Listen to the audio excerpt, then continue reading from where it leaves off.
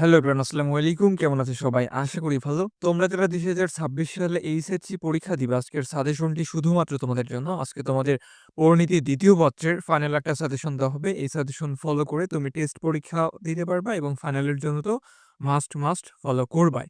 তো আমরা মূলত কথা বলবো তোমাদের কয়টা অধ্যায় পড়তে হবে, অধ্যায়ের কোন বিষয়গুলো তোমাকে পড়তে হবে, এটা নিয়ে হচ্ছে আমরা আলোচনা করব। তাহলে চলো সিকিউ এর জন্য আমাদের কোন অধ্যায়গুলো পড়তে হবে আমরা একটু দেখে নিই। তোমাদের টোটাল ১০ টা অধ্যায় আছে। ১০ টা অধ্যায় পড়ার দরকার নাই। কেউ যদি ৫ টা অথবা ৬ টা অধ্যায় ভালোভাবে পড়ে ৭ টা সৃজনশীলের অ্যান্সার এমনিতেই করা যাবে। তো তোমরা হচ্ছে পড়বা ১ম অধ্যায়, ২য় অধ্যায়, তৃতীয় অধ্যায়, চতুর্থ অধ্যায়, সপ্তম অধ্যায় এবং দশম অধ্যায়। সো এই কয়েকটা অধ্যায় পড়লেই হয়ে যাবে। আমরা এখন দেখব প্রত্যেকটা অধ্যায়ের গুরুত্বপূর্ণ বিষয়গুলো।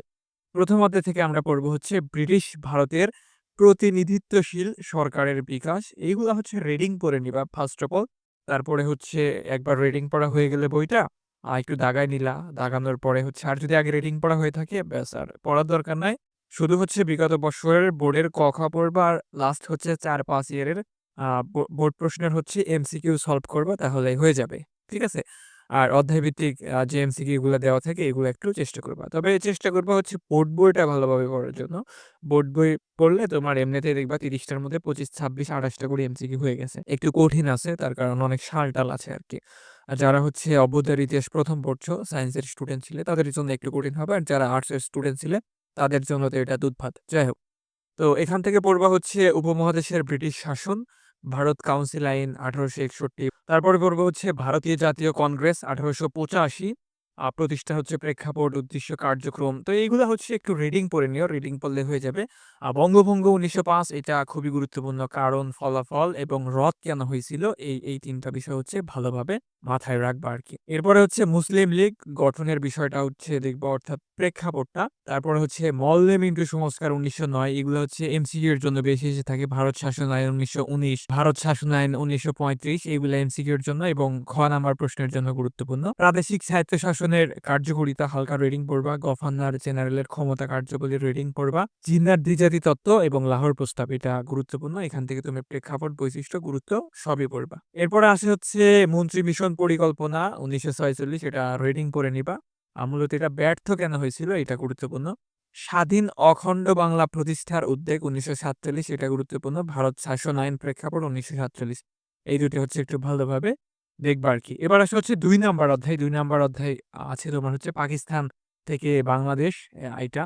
তোমার হচ্ছে পাকিস্তান রাষ্ট্রের স্বরূপ পড়তে হবে। পাকিস্তান রাষ্ট্রের তোমরা যারা বাংলা সেকেন্ড পেপারে একটা কোপ দিতে চাও, লাইক ৮৫ প্লাস পাইতে চাও, তাদের পড়ার টেবিলে বা ফোনের মধ্যে এই পিডিএফটা থাকা খুবই জরুরি। এই সাজেশনে তোমার হচ্ছে ১ থেকে ৭ পর্যন্ত উত্তর সহ আছে, লিখিত অংশ লেখার নিয়ম, দেন কি পড়তে হবে এই বিষয়গুলো থাকছে। জাস্ট আমি তোমাকে একটু ডেমো দেখাচ্ছি। এখানে দেখো ১ নাম্বার প্রশ্নের সাজেশন এইগুলা দেওয়া আছে। তো এখানে আবার এসবের উত্তর দেওয়া আছে। মানে ১ নাম্বার প্রশ্নের ক র উত্তর আছে এবং খ র উত্তর আছে। এখন দেখো উচ্চারণগুলো মানে স্টার মার্ক করে দেওয়া আছে যে কোনগুলো বেশি ইম্পোর্টেন্ট, কোনগুলো কম ইম্পোর্টেন্ট। সো খুব বেশি দেওয়া নাই। আমি তোমাদেরকে দেখায় দিচ্ছি।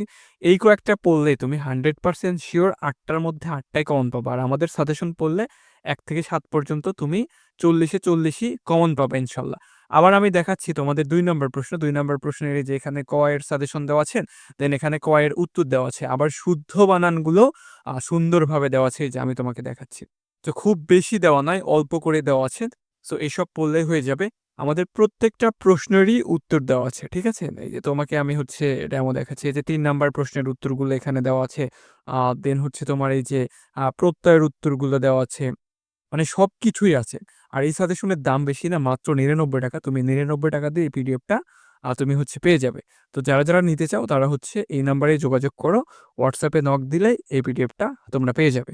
পাকিস্তান রাষ্ট্রে বাঙালিদের অবস্থা, পাকিস্তান গণপরিষদে পূর্ব বাংলার প্রতিনিধিত্ব, সামরিক শাসন তোমার এই বিষয়গুলো হচ্ছে রিডিং পড়ে নিবা। এইগুলা হচ্ছে রিডিং পড়লে হয়ে যাবে। মূলত তোমাকে হচ্ছে পড়তে হবে ভাষা আন্দোলন ১৯৪৮ থেকে ৫২ এটা খুবই গুরুত্বপূর্ণ। এখান থেকে 100% সিওর প্রশ্ন আসবে। ভাষা আন্দোলনের বিভিন্ন প্রেক্ষাপট, আন্দোলন, তারপরে হচ্ছে বাঙালি জাতীয়তাবাদ বিকাশের গুরুত্ব এখান থেকে প্রশ্ন আসবে। যুক্তফ্রন্ট নির্বাচন গুরুত্বপূর্ণ। সংবিধান এটা হালকা একটু রিডিং পড়ে নিবা যদি মন চায়। সামরিক শাসন গুরুত্বপূর্ণ। এখান থেকে তোমার খ নাম্বারের প্রশ্ন, দেন হচ্ছে এমসিকিউ অনেক এসে থাকে। তারপরে ১৯৬৬ এর ৬ দফা গুরুত্বপূর্ণ। ছাত্র সমাজের ১১ দফা গুরুত্বপূর্ণ। ঐতিহাসিক আগরতলা মামলা এটা রিডিং পড়ে নিবা। খ নাম্বার প্রশ্নের জন্য গুরুত্বপূর্ণ। ৬৯ গণঅভ্যুত্থান গুরুত্বপূর্ণ। অসহযোগ আন্দোলন ২ থেকে ২৫শে মার্চ।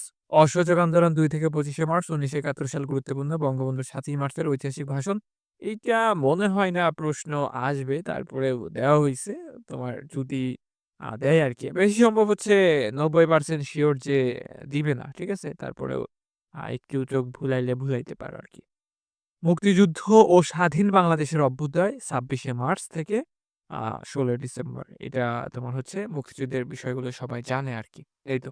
তৃতীয় অধ্যায় রয়েছে রাজনৈতিক ব্যক্তিত্ব, বাংলাদেশের স্বাধীনতা লাভ। তো এখান থেকে তোমার হচ্ছে হাজী শরীয়তুল্লাহ রেডিং পড়বা, তিতুমীর গুরুত্বপূর্ণ, নওয়াব আব্দুল লতিফ পড়বা, স্যার সলিমুল্লাহ, দেশবন্ধু চিত্তরঞ্জন দাশ এগুলো হচ্ছে রিডিং পড়বা। তবে তিতুমীরটা একটু ভালোভাবে পড়বা। তারপরে হাজী শরীয়তুল্লাহটা ভালোভাবে পড়বা। তারপরে আসে হচ্ছে শেরে বাংলা একে ফজলুল হক ভালোভাবে পড়তে হবে, হোসেন শহীদ সোহরাওয়ার্দী ভালোভাবে পড়তে হবে, ভাসানী ভালোভাবে পড়তে হবে। এই কয়েকটা। মুজিব দরকার নাই ওইভাবে পড়ার। এখন কি করবা? আ তোমার মুজিবের যদি ক্রেডিট থাকে ওইভাবে হাইলাইটস হবে না। তো মুজিব থেকে মনে হয় না কিছু আসবে আরকি আপাতত। ৪ নাম্বার অধ্যায়ে আসো। ৪ নাম্বার অধ্যায়ে বাংলাদেশের সংবিধান। সংবিধান তোমার হচ্ছে এখান থেকে প্রচুর এমসিকিউ এসে থাকে। খ নাম্বারের প্রশ্ন এসে থাকে আরকি। তো বাংলাদেশের সংবিধান প্রণয়নের ইতিহাসটা একটু পড়বা। সংবিধান পড়বা। তারপর হচ্ছে রাষ্ট্র পরিচালনার মূলনীতি কিছু সংবিধান থাকে আরকি। মৌলিক অধিকার পড়বা। গুরুত্বপূর্ণ কিছু সংশোধন থাকে, সংশোধনীয় থাকে এইগুলো হচ্ছে পড়বা। ৭ম অধ্যায় সংবিধান প্রতিষ্ঠান। সংবিধান প্রতিষ্ঠানসমূহ বাংলাদেশ কর্ম কমিশনের গঠন কার্যাবলী, নির্বাচন কমিশনের গঠন ক্ষমতা কার্যাবলী, অ্যাটর্নি জেনারেল গুরুত্বপূর্ণ, নিরীক্ষয় মহাসচিব নিরীক্ষয় নিয়ন্ত্রকের ক্ষমতা কার্যাবলী, দুর্নীতি দমন কমিশন গঠন ক্ষমতা কার্যাবলী এটা গুরুত্বপূর্ণ আছে। ১০ম অধ্যায় ১০ম অধ্যায় হচ্ছে তোমার নাগরিকের সমস্যা ও আমাদের করণীয়। তোমার এখানে এই প্রতিবন্ধী পড়তে হবে, সমস্যা সমাধানের উপায় পড়তে হবে, দুর্নীতি পড়তে হবে ভালোভাবে, খাদ্য ভেজাল গুরুত্বপূর্ণ, নাগরিকের সমস্যা ও আমাদের কারণ এই বিষয়গুলো হচ্ছে একটু দেখো। ইভটিজিং গুরুত্বপূর্ণ। দেন হচ্ছে জলবায়ু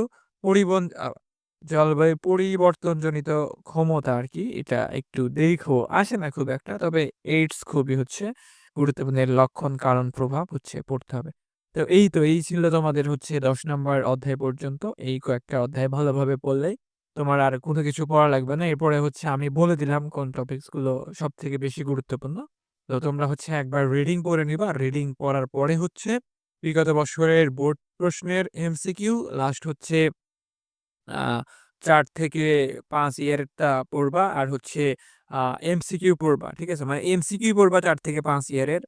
প্র্যাকটিস করবা আর হচ্ছে সিকিউ যে আছে বোর্ডে যেগুলো সবচেয়ে বেশি বার আসছে ওখান থেকে হচ্ছে ক, খ গুলো ভালোভাবে পড়ে নিবা। আর বোর্ড বই যেহেতু পড়া থাকলো রিডিং তো গ, ঘ এর জন্য হচ্ছে তোমার ওইভাবে কোনো কিছুই পড়তে হবে না। এমনিতেই হচ্ছে কোশ্চেন দেখলে বানায় লিখতে পারবা। তো এই ছিল তোমাদের সাজেশন ভিডিও। ভিডিওটি ভালো লাগলে অবশ্যই একটা লাইক করে দিও। চ্যানেলে নতুন হয়ে থাকলে চ্যানেলটিকে সাবস্ক্রাইব করে দিও। তোমার বন্ধুদের মধ্যে শেয়ার করে দিও। তো আজকের মতো এই পর্যন্তই। আল্লাহ হাফেজ।